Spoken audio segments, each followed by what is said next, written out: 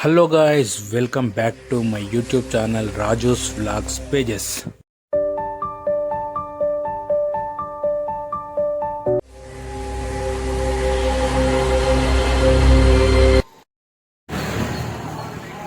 ఫైనల్గా ఫ్రీ బస్లోనైతే మాధవ నిలయం దగ్గరికి వచ్చినా ఇక్కడ లాకర్ అయితే తీసుకొని రెడీ ఉందంట. సో వెళ్ళి గుండె అయితే వేయించుకొని అక్కడ నుండి దర్శనంతో అయితే వెళ్ళిపోతాం. ఇప్పుడైతే గుండి వేసుకోవడానికి పోతున్నా, తల నీలాలు తీయడానికి. గైస్ టైం వచ్చేసి 4 అయితే అయింది. నేను మెట్ల మీదకి వెళ్ళి నడుచుకుంటూ వచ్చిన మాధవ నిలయంకి వచ్చేవరకు మా తను లాకర్ అయితే తీసుకుంటూ నేను వచ్చిన తల నీలాలు అయితే ఇది చేసిన, గుండి వేసుకున్నా, స్నానం చేసిన. టైం 4 అవుతుంది. ఇప్పుడైతే ధర్మదర్శనానికి అయితే పోతాం. చూద్దాం, మాకు రేపటికి కూడా ఉన్నాయి, బట్ ఇప్పుడైతే ధర్మదర్శనానికి అయితే పోతాం. యాక్చువల్లీ ఇక్కడ ఏం చెప్తారంటే 8 అవర్స్ 9 అవర్స్ కొందరు 12 అవర్స్ అయితే అంటారు. సరే ఏదేమన్నా కానీ మనం తిరుపతికి వచ్చినాం కాబట్టి దర్శనం కోసం ఎంత టైం అన్నా కానీ దర్శనం కోసం అయితే ఇప్పుడు వెళ్ళిపోతాం. గుర్తు పెట్టుకుందాం. సో డైరెక్ట్ కృష్ణతేజ దగ్గర ఎంట్రెన్స్ అంట. నేను అక్కడ అడిగిన, కృష్ణతేజ దగ్గర ఎంట్రెన్స్ అంట. ఎంట్రెన్స్ లోపలికి పోయినాం. మాతోటైతే జస్ట్ ఒకటే బ్యాగ్ క్యారీ చేస్తున్నాం, ఎందుకంటే ఇందులో ఏమున్నాయంటే స్వెట్టర్లు, షాల్వాలు అయితే స్పేర్లో పెట్టుకున్నాం, ఎందుకంటే రాత్రిపూట చలి పెడుతుంది కదా. సో దానికోసం అయితే స్వెట్టర్లు అండ్ షాల్వాలు అయితే పెట్టుకున్నాం.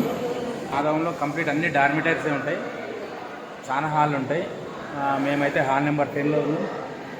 ప్రతి హాల్కు లెట్రిన్, బాత్రూమ్ అయితే ఉంటాయి, స్నానానికి.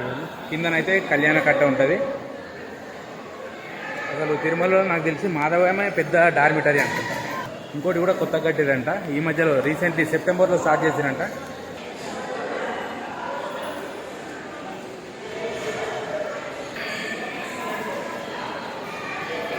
మాధవ నిలయం నుండి ఫ్రీ బస్ కోసం అయితే బయటకైతే వెళ్తున్నాం. అది మాధవ నిలయం ఆపోజిట్లోనే ఫ్రీ బస్ స్టేషన్ అవుతుంది. అక్కడికి వెళ్ళి అక్కడి నుండి అయితే దర్శనానికి పోతాం ఫ్రీ బస్లో. ఈ ఫ్రీ బస్లోనైతే దర్శనానికి అయితే వెళ్తున్నాం. మేము వెళ్ళే దారిలో మాకైతే ఫ్రీ బస్లో తిరునామాలు కూడా పెట్టారు.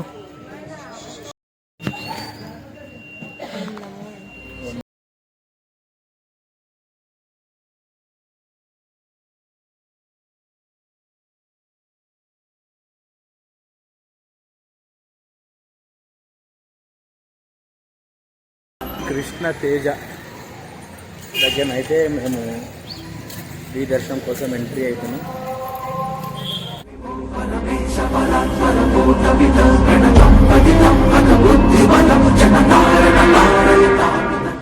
4:30కి అయితే దర్శనం లైన్లోకి అయితే ఎంట్రీ అయినాం. చూద్దాం ఎంతసేపట్లో దర్శనం అవుతుందో. ఈరోజు వైకుంఠ దర్శనం అవుతుందో కాదు చూద్దాం.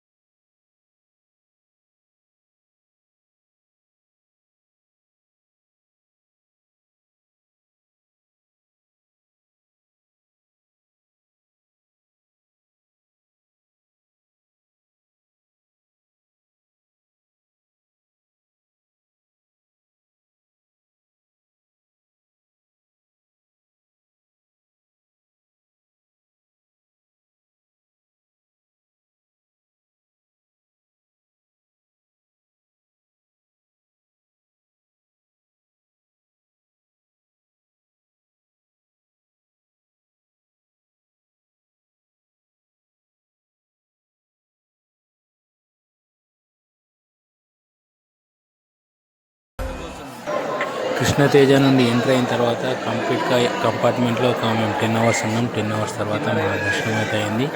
ఈ మధ్యలోనే మాకు లంచ్, డిన్నర్, బ్రేక్ఫాస్ట్ కూడా ఇచ్చారు.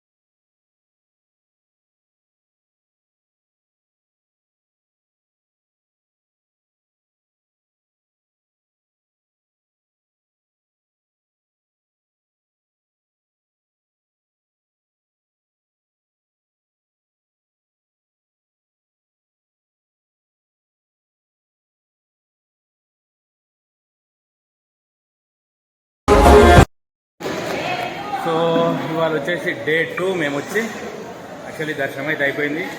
వచ్చిన తర్వాత మళ్ళీ స్నానం చేసినాం. వరాహస్వామిని అయితే దర్శనం చేసుకున్నాం మన ఇష్టం.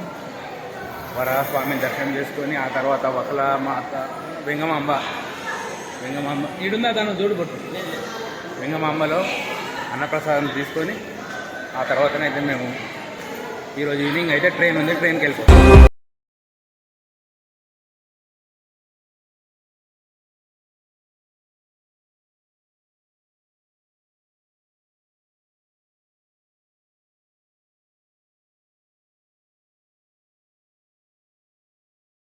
బయలుదేరుతాం.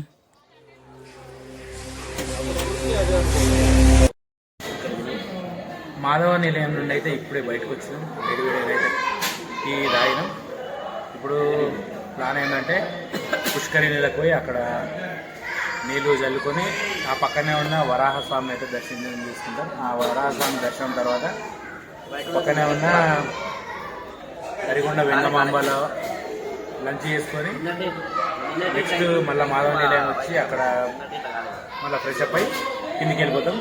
8 o'clock అంటే 7:45 అయితే మా ట్రైన్ ఉంది. Secunderabad Vikarabad special train.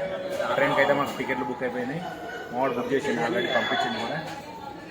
దాంతో మా ట్రిప్ అయితే కంప్లీట్ అయిపోతుంది ఈరోజు.